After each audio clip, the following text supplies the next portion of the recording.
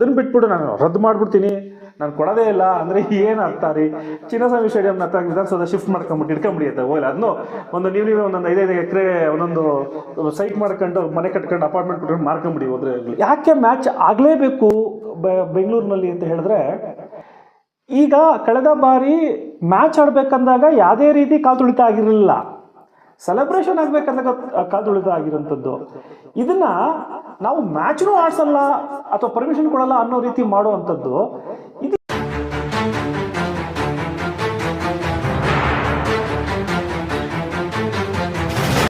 ನಮಸ್ಕಾರ ಸರ್.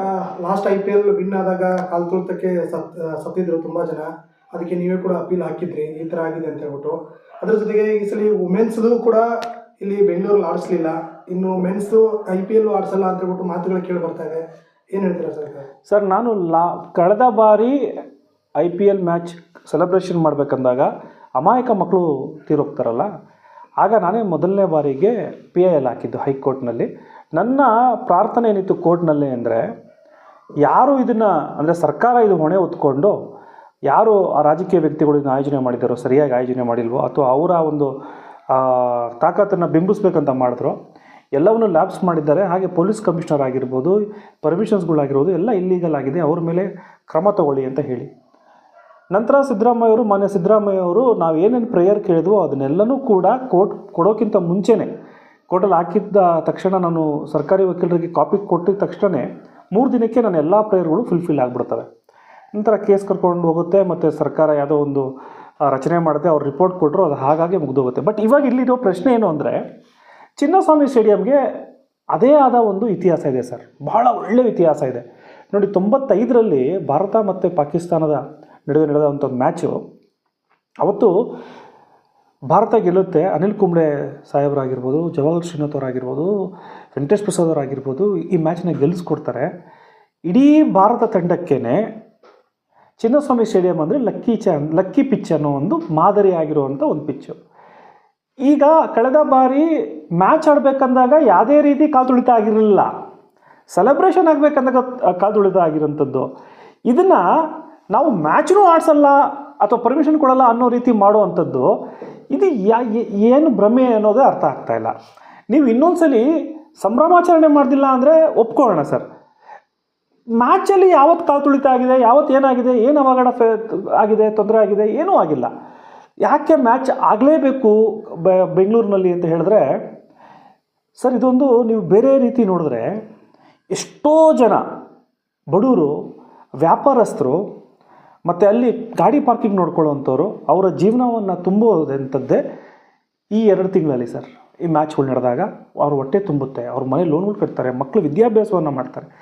ಆ ಫ್ಲ್ಯಾಗ್ ಮಾರೋರಾಗಿರ್ಬೋದು, ಆ ಟಿ ಶರ್ಟ್ಸ್ ಮಾಡೋರಾಗಿರ್ಬೋದು, ಆ ಜಾಗದಲ್ಲಿ ಏನೋ ಒಂದು ವ್ಯಾಪಾರ, ನೆಲ್ಲಿಕಾಯೋ ಚುರುಮುರಿ ಏನೋ ಈ ಮಾರೋರು ಇರ್ಬೋದು, ಇವರು ಇಂಥ ಒಂದು ಸಮಯಕ್ಕೆ ಕಾಯ್ತಾ ಇರ್ತಾರೆ.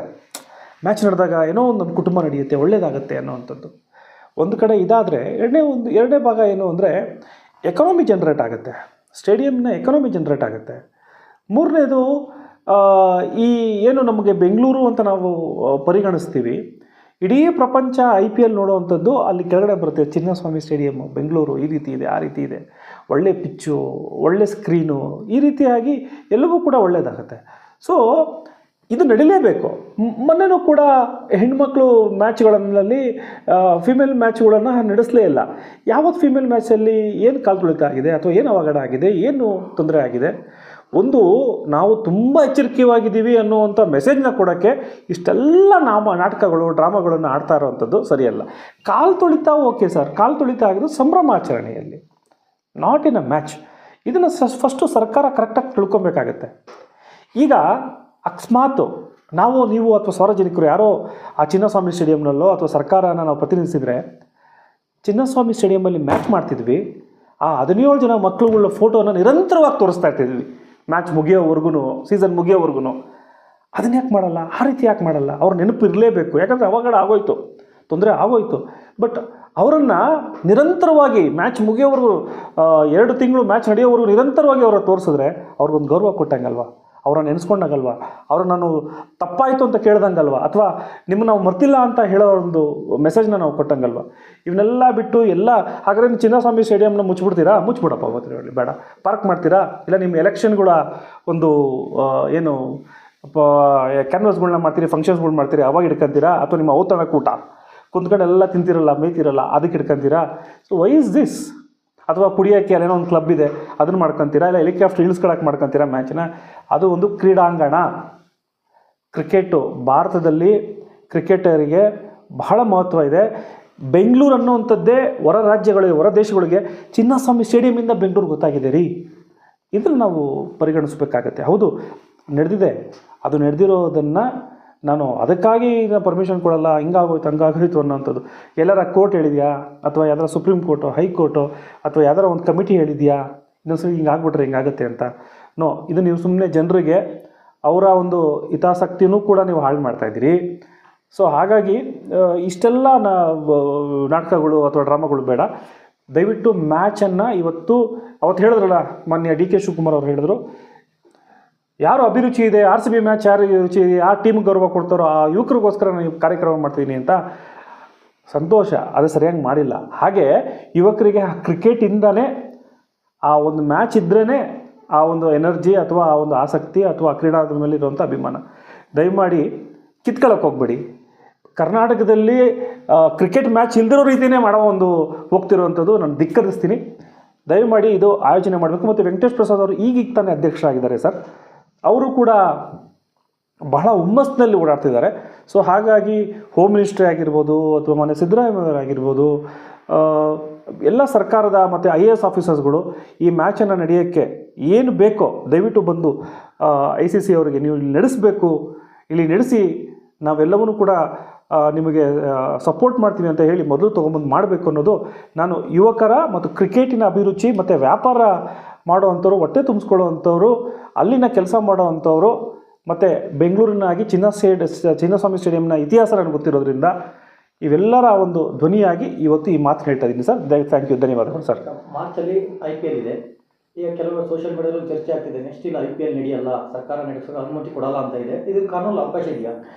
ಅಲ್ಲ, ಸರ್ಕಾರದಲ್ಲಿ ಯಾವುದೇ ರೀತಿಯಾದ ಆದೇಶಗಳನ್ನ ಪಾಲಿಸ್ಬೋದು. ಬಟ್ ನಾನು ಹೇಳ್ತಾ ಇರೋವಂಥದ್ದು ವೆರಿ ಸಿಂಪಲ್. ಇನ್ನೊಂದೇ ಒಂದು ಲೈನಲ್ಲಿ ಹೇಳಿ ಮುಗಿಸ್ತೀನಿ. ಕಾಲು ತುಳಿತ ಆಗಿದಂಥದ್ದು ಸಂಭ್ರಮ ಆಚರಣೆಯಲ್ಲಿ ಕ್ರೀಡೆ ನಡೀಬೇಕಂದಾಗ ಯಾವುದೋ ಒಂದು ಬಿಲ್ಡಿಂಗ್ ಬಿದ್ದೋಯ್ತು, ಅಥವಾ ನಮ್ದು ಯಾವುದೋ ಒಂದು ಸ್ಟ್ಯಾಂಡ್ ಬಿದ್ದೋಯ್ತು, ಅಥವಾ ನಾವು ಟಿಕೆಟ್ ಸರಿಯಾಗಿ ಕೊಡೋಕ್ಕಾಗ್ತಿಲ್ಲ, ಎಂಟ್ರೆನ್ಸ್ ಸರಿ ಇಲ್ಲ, ಪಿಚ್ ನಡಿಬೇಕಂದಾಗ ಏನೋ ಅವಘಡ ಆಗೋಯ್ತು, ಏನೋ ದಾಳಿ ಆಗೋಯ್ತು, ಅಥವಾ ಪಕ್ಕದಲ್ಲಿ ಯಾರೋ ದೊಡ್ಡ ಒಂದು ಸ್ಯಾಟಲೈಟ್ ಏನೋ ಒಂದು ರಿಸರ್ಚ್ ಸೆಂಟರ್ ಇದೆ, ಇಲ್ಲಾದರೆ ಏನೋ ಒಂದು ಟೆರರಿಸ್ಟ್ ಆ್ಯಕ್ಟಿವಿಟಿ ಈ ರೀತಿ ಏನೂ ಇಲ್ಲ ಸರ್. ಸರ್ಕಾರ ಹೇಳ್ತಾ ಇರೋದು ಕಾಲು ತುಳಿತ ಆಯಿತು ಅದಕ್ಕೆ ಕ್ರಿಕೆಟ್ ಮ್ಯಾಚ್ ಆಡಕ್ಕೆ ಬಿಡಲ್ಲ, ಇದು ಅರ್ಥನೇ ಇಲ್ಲ. ಸೊ ಹಾಗಾಗಿ ಸರ್ಕಾರಕ್ಕೆ ಆ ಶಕ್ತಿ ಇದೆ, ಏನು ಬೇಕಾದ್ರೂ ರದ್ದು ಮಾಡ್ಬೋದು, ಏನು ಬೇಕಾದ್ರೂ ಮಾಡ್ಬೋದು, ಆದರೆ ರದ್ದು ಮಾಡಬೇಡಿ ಅನ್ನೋಂಥದ್ದೇ ನಮ್ಮ ವಾದ. ಬಹುಶಃ ಯಾರಾದರೂ ತಿರ್ಗಾ ಮತ್ತೆ ಸಾರ್ವಜನಿಕ ಹಿತಾಸಕ್ತಿಯನ್ನು ಕೂಡ ಹಾಕಬಹುದು. ಯಾಕಂದರೆ ಚಿನ್ನಸ್ವಾಮಿ ಸ್ಟೇಡಿಯಂನ ಇತಿಹಾಸ ಆಗಿದೆಯಲ್ಲ ಸರ್, ಅದರ ಇತಿಹಾಸ ಆಗಿದೆ. ನೀವು ಕರ್ನಾಟಕದಿಂದ ಕ್ರಿಕೆಟ್ನ ಹಾಗಾದರೆ ಯಾವುದು ಇನ್ನು 2020 ಮ್ಯಾಚು ಇನ್ನು ಯಾವುದು ಆಡ್ಸೋದೇ ಅಲ್ವಾ? ಯಾಕೆ ಇದ್ರ ಮೇಲೇ ಬರೀ ಆಗ್ತೀರಾ? ಅಂದರೆ ಜನ ಜ್ಞಾಪಿಸ್ಕೊಂಡ್ಬಿಡ್ತಾರೆ ಅಂತ ಏನಿಲ್ಲ ಸರ್. ಅದನ್ನು ಹೇಳ್ತಿಲ್ವ, ಅದನ್ನು ನಾವು ಯಾವ ರೀತಿ ನಾವು ಅದನ್ನು ಪ್ರೀತಿಸ್ಬೋದು ಅಂದರೆ, ಆ ಸ್ಟೇಡಿಯಂನಲ್ಲಿ 17 ಜನರು ನಿರಂತರವಾಗಿ ನಮಗೆ ತೋರಿಸಿ ನಾವು ಅವ್ರಿಗೆ ಒಂದು ಶ್ರದ್ಧಾಂಜಲಿ ಮಾಡುವಂಥದ್ದು, ಅವರು ನಮ್ಮ ಮನಸ್ಸಲ್ಲಿ ಯಾವತ್ತೂ ಇದ್ದಾರೆ ಅನ್ನೋ ಥರ ಅವ್ರನ್ನ ಪ್ರತಿ ವರ್ಷ ಜೀವಂತವಾಗಿ ಉಳಿಸೋ ಕೆಲಸ ಮಾಡಿದ್ರೆ ಸಾಕು, ಜನ ಅದನ್ನು ನಿಮ್ಗೆ ಬೆಂಬಲಿಸ್ತಾರೆ ಅನ್ನೋ ಹೇಳೋ ಮಾತನ್ನ ಇಷ್ಟಪಡ್ತೀನಿ ಸರ್. Thank you sir. ಇನ್ನು ಕೆಲವು ಕಡೆ ದೇವಸ್ಥಾನಗಳೇ ಕಾಲು ತುಳಿತ ಆಗಿದೆ, ಕೆಲವು ಕುಂಭಮೇಳದಲ್ಲಿ ಆಯಿತು, ಅಲ್ಲೆಲ್ಲ ಒಂದು ಬ್ಯಾನ್ ಮಾಡಿಲ್ಲ. ಕ್ರಿಕೆಟಲ್ಲಿ ಯಾಕೆ ಬ್ಯಾನ್? ಅದೇ ಇದೇನೋ ಒಂದು ದೊಡ್ಡ ನಮ್ಮ ಮೇಲೆ ಬಂದ್ಬಿಟ್ಟಿದೆ ಅಂತ ಅವ್ರಿಗೆ ಗೊತ್ತಲ್ಲ. ಕುಂಬಳಕಾಯಿ ಕಳ್ಳ ಎಗ್ಲು ಮುಡ್ಕೊಂಡು ನೋಡ್ಕೊಂಡಂಗೆ ಸಂಭ್ರಮಾಚರಣೆ ಇಲ್ಲಿಗಲ್ ಆಗಿ ಮಾಡಿರೋದೇ ನಾವು. ಇನ್ನು ತಿರ್ಗಾ ಇದು ಬಂತು ಅಂದರೆ ತಿರ್ಗಾ ನಮ್ಮ ಮೇಲೆ ಏನಾದರೂ ವಾಪಸ್ ಓಪನ್ ಆಗಿಬಿಡುತ್ತೆ ಅನ್ನೋ ಭಯದಿಂದ ಮೋಸ್ಟ್ಲಿ ಈ ರೀತಿಯಾಗಿ ಆದೇಶವನ್ನು ಮಾಡ್ತಿರ್ಬೋದು ಅನ್ನೋದು ನನ್ನ ಅಭಿಪ್ರಾಯ ಸರ್. ಸರ್, ಯಾರೋ ಮಾಡಿದ ತಪ್ಪಿಗೆ ಇನ್ಯಾರಿಗೂ ಶಿಕ್ಷೆ ಆಗುತ್ತೆ? ಖಂಡಿತವಾಗ್ಲೂ ಅಲ್ಲ, ಯಾರೋ ಮಾಡಿದ್ದಲ್ಲ ಸರ್, ಸರ್ಕಾರನೇ ಮಾಡಿರೋದು. ಯಾರೋ ಅಂತ ಹೇಳಲ್ಲ, ನಾನು ಸರ್ಕಾರನೇ ಮಾಡಿದ್ದು.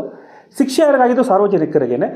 ತಿರ್ಗಾ ಈ ಮ್ಯಾಚನ್ನು ರದ್ದು ಮಾಡಿದ್ರೆ, ಅಥವಾ ಈ IPLನ ಬಿಡದೇ ಇದ್ದರೆ, ಅಥವಾ ಕ್ರೀಡಾ ಸ್ಫೂರ್ತಿ ಮಾಡಲಿಲ್ಲ ಅಂದರೆ ತಿರ್ಗಾ ಸಾರ್ವಜನಿಕರಿಗೆ ಆಗುತ್ತೆ.